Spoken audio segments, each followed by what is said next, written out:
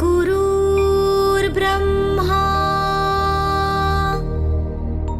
गुरुर्विष्णु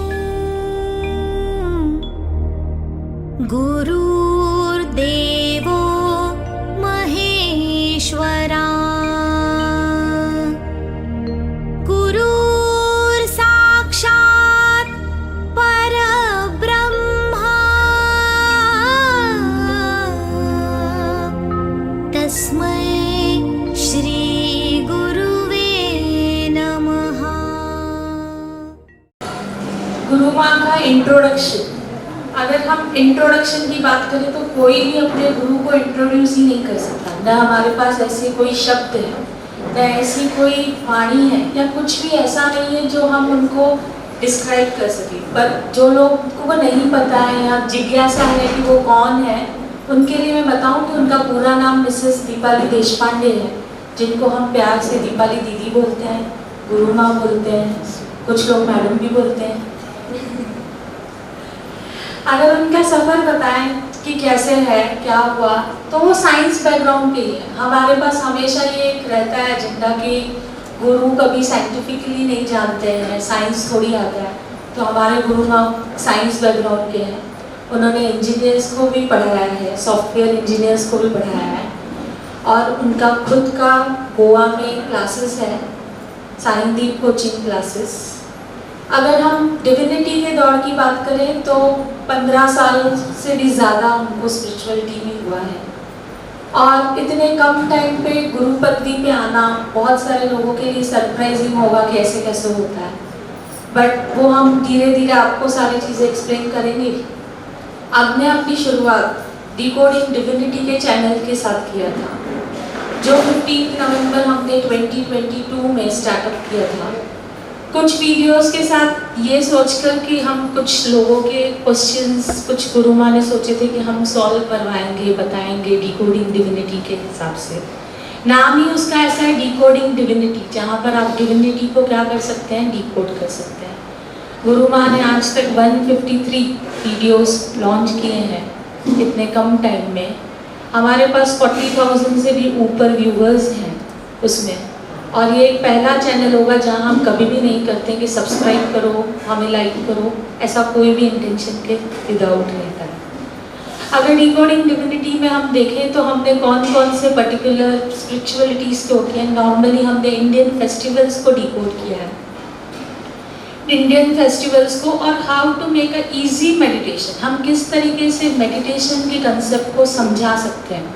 उन्होंने बहुत सारे अपने वीडियोस उसी पे ही लॉन्च किए हैं कि किस तरीके से हम इजीली सारी चीज़ें कर सकते हैं।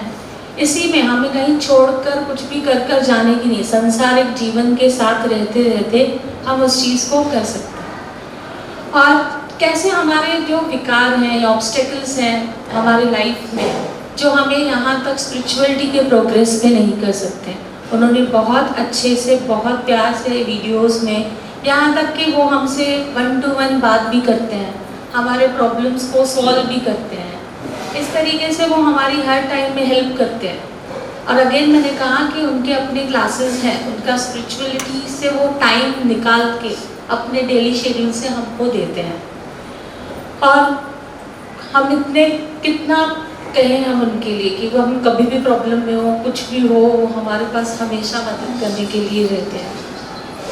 मेरे पास तो बहुत सारी चीज़ें हैं बोलने के लिए, मैं वापस आपके पास आऊँगी, पर अभी मैं कहूँगी कि मुस्कान थोड़ा एक्सप्लेन करेंगे।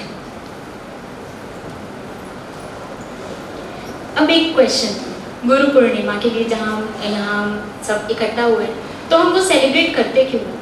हम गुरु पूर्णिमा क्यों मनाते हैं? गुरु पूर्णिमा या हमारे सनातन धर्म का कोई भी त्यौहार सिंगल इवेंट नहीं होता। अगर गुरु पूर्णिमा के बारे में कहा जाए तो गुरु पूर्णिमा हिंदू कैलेंडर के हिंदू मंथ के हिसाब से आषाढ़ की पूर्णिमा को मनाया जाता है।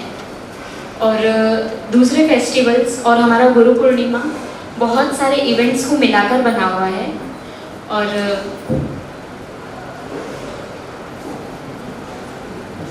वेद व्यास जी के जन्मदिन पे बेसिकली गुरु पूर्णिमा हम मनाते हैं। गुरु पूर्णिमा का बेसिक कंसेप्ट हम यही कहते हैं कि जहाँ हम अपने गुरु को अप्रिशिएट करते हैं, हम अपने गुरु के तरफ ग्रैटिट्यूड एक्सप्रेस करते हैं। आज के मॉडर्न वर्ल्ड में हम उसको कैसे भी यूज़ करते हैं, बच्चे टीचर्स को भी गुरु बना लेते हैं, बट ये कंसेप्ट अलग है।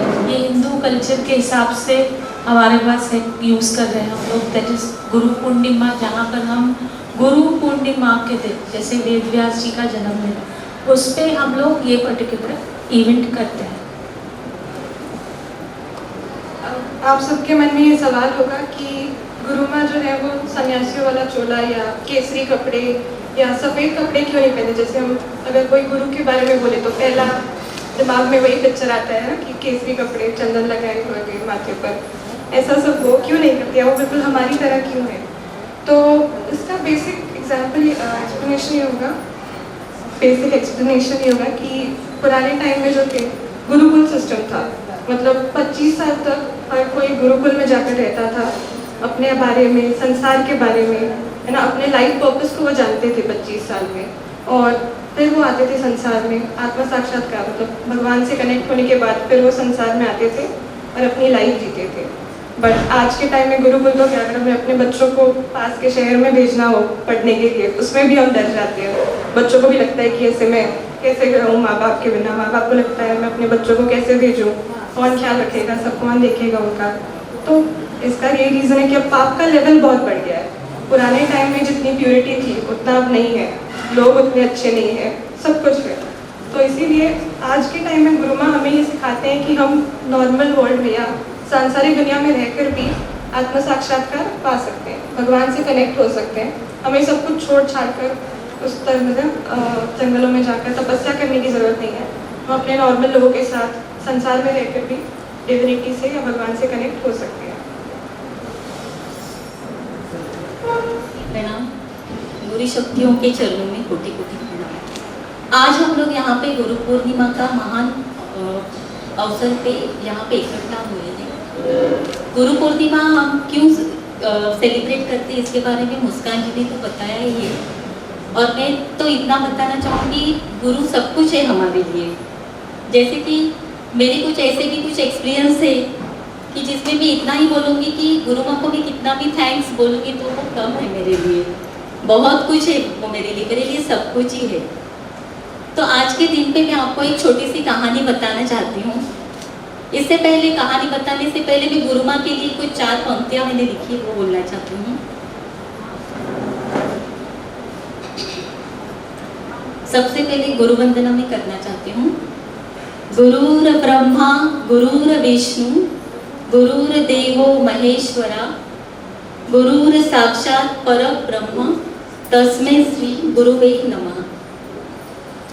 तो जो हमारे गुरु है हमारी गुरु माई है, और इसी कहानी, ये जो कहानी है ये एक्चुअली गुरु से ही रिलेटेड है, और जिसमें जो नॉन लिविंग थिंग है उन पे भी गुरु का कितना असर होता है जब उन्हें गुरु मिलता है, इसके बारे में ये कहानी है।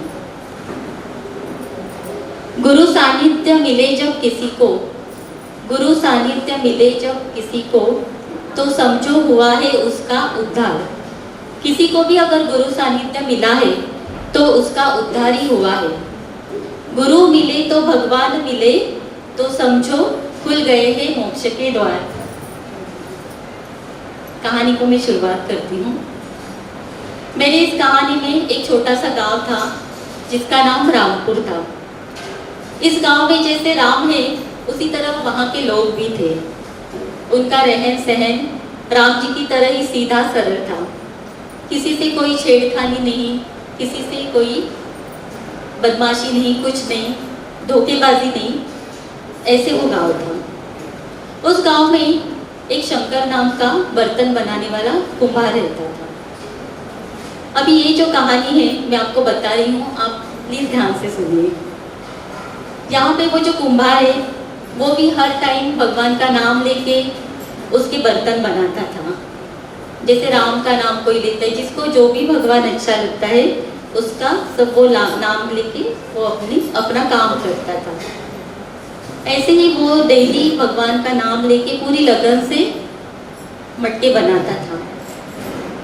रोज मटके बनाता था, भगवान का थैंकफुल होता था वो डेली कि जो भी दिया है भगवान ने मुझे बहुत अच्छा दिया है, मेरे मटके भी इतने सुंदर है कि कोई भी आता है तो उसकी तारीफ ही करते जाता है।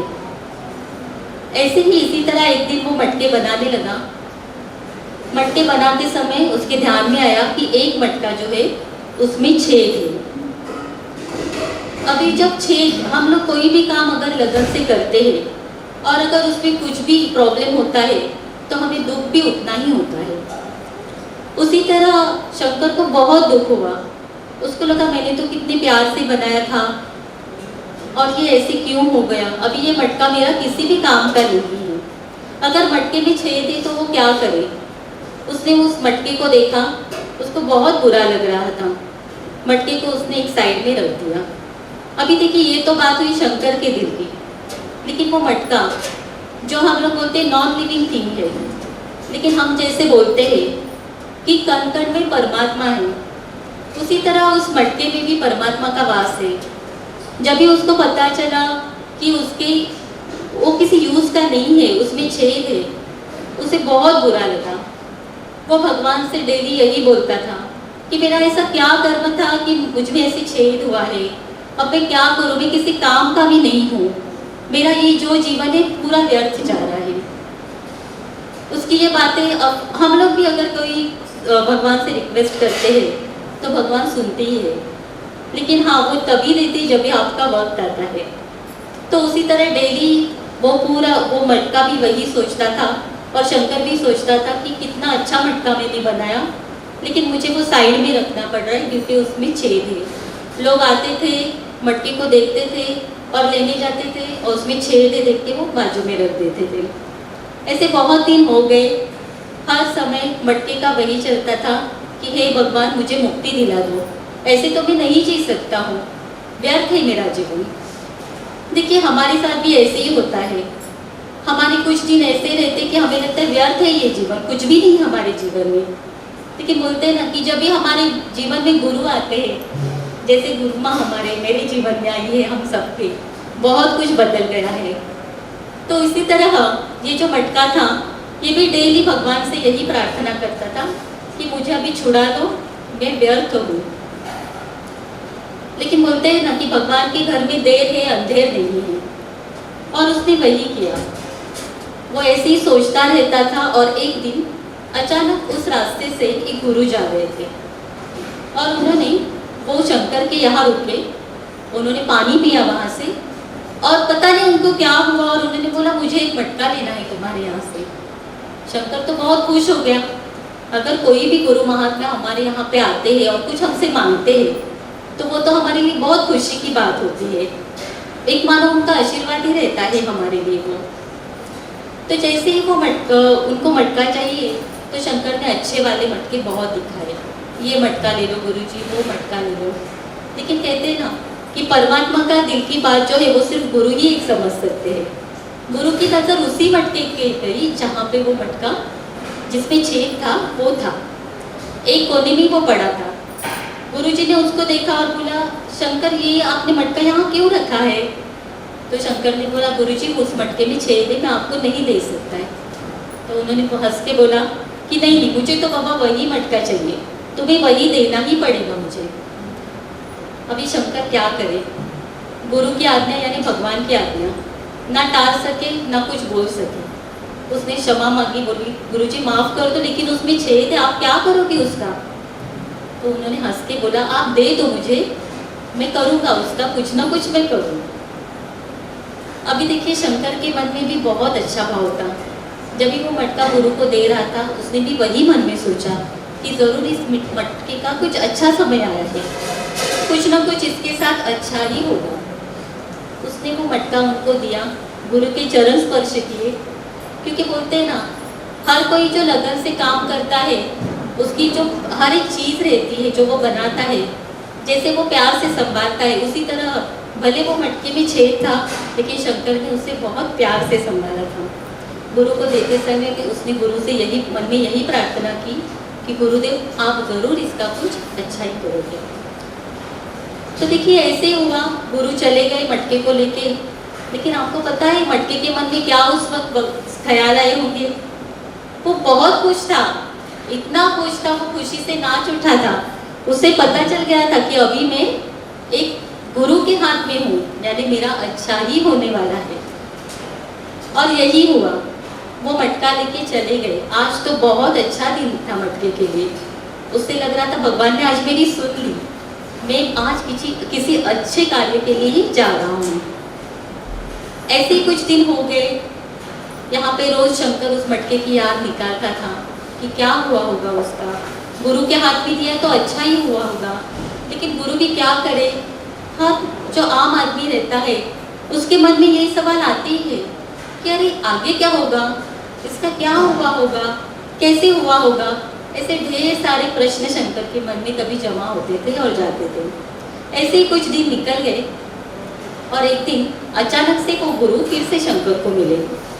उसके यहाँ पे आए वो, उन्होंने उनके यहाँ पे बैठ के पानी पिया और शंकर ने पूछा, गुरुजी क्षमा चाहता हूँ लेकिन मुझे आपसे एक बात पूछनी है। देखिए हर टाइम पे अगर गुरु से हमें कुछ क्वेश्चन भी पूछना है तो भी हमें डर लगता है कि पता नहीं गुरु को क्या लगे। तो फिर उसने ऐसे ही गुरु से पहले क्षमा मांगी कि उनको बुरा नहीं लगना चाहिए कि ऐसे हुआ है, तो फिर पता नहीं गुरु को क्या लगे। और उन्होंने बोला, गुरुजी क्षमा मांगता हूँ लेकिन मुझे आपसे एक प्रश्न पूछना है। गुरुजी तो अंतर्यामी थे, उन्हें पता था इसका क्या प्रश्न है कि मेरे मटके का क्या हुआ।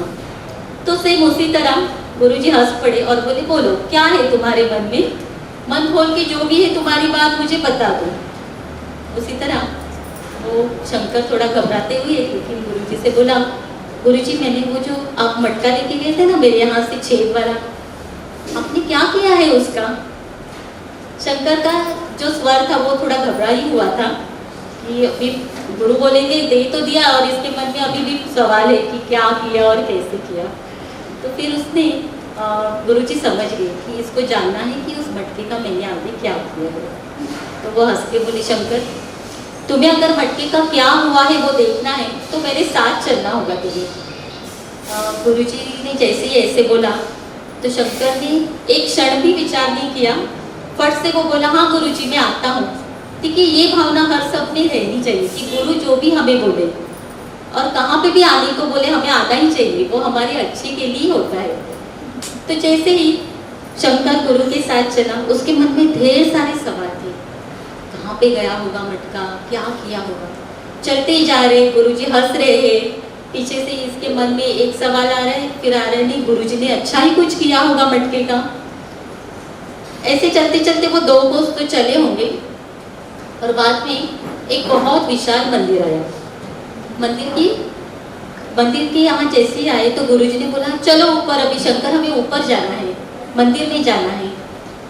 तो वो बोला, गुरुजी मटका, हाँ हाँ वही तो मैं तुम्हें दिखाने जा रहा हूँ, चलो ऊपर चलो। ऐसे करके वो मंदिर की सीढ़ियाँ चलने लगे।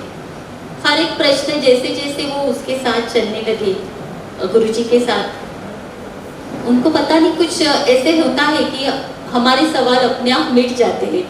उसी तरह शंकर का भी मन एकदम तृप्त हो गया, एकदम उससे शांत लगने लगा।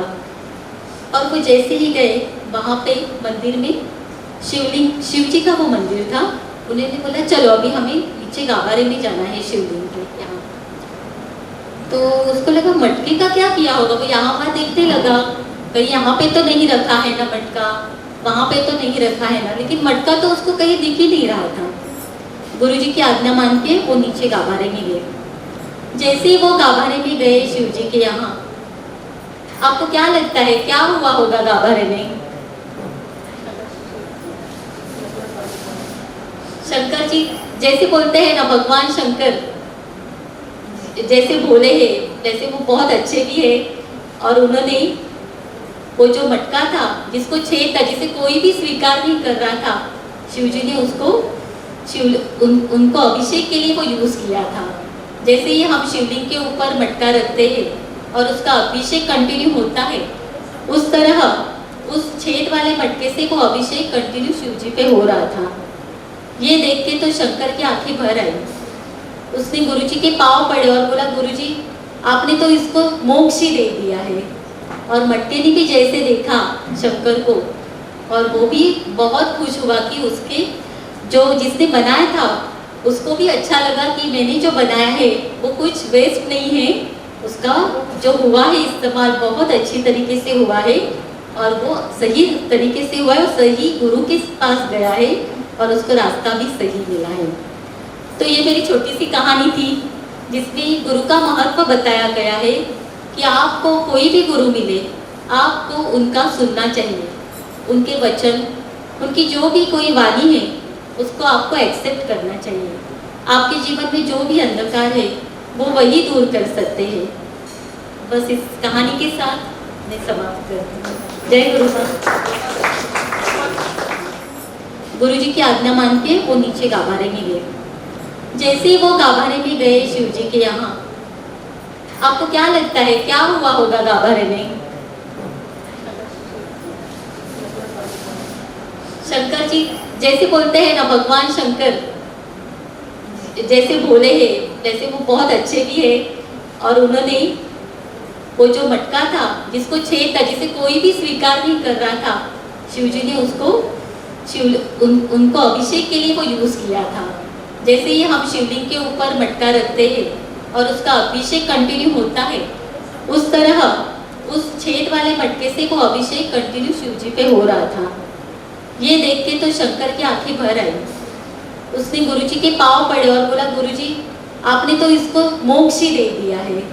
और मटके ने भी जैसे देखा शंकर को और वो भी बहुत खुश हुआ कि उसके जो जिसने बनाया था उसको भी अच्छा लगा कि मैंने जो बनाया है वो कुछ वेस्ट नहीं है, उसका जो हुआ है इस्तेमाल बहुत अच्छी तरीके से हुआ है और वो सही तरीके से हुआ है और सही गुरु के पास गया है और उसको रास्ता भी सही मिला है।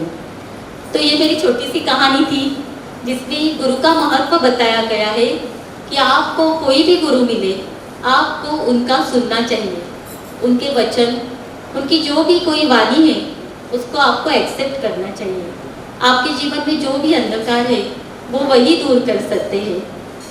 बस इस कहानी के साथ मैं समाप्त करती हूँ। जय गुरु माँ। हमेशा कहते हैं कि जो गुरु को व्यक्त कर सके ऐसे वर्ड्स बने ही नहीं है। और फिर हमारा नेक्स्ट परफॉर्मेंस जो है डांस। गुरु की महिमा वर्ड्स तक सीमित नहीं रहती, कभी कभी हम उसे फीलिंग्स के थ्रू भी एक्सप्रेस करते हैं।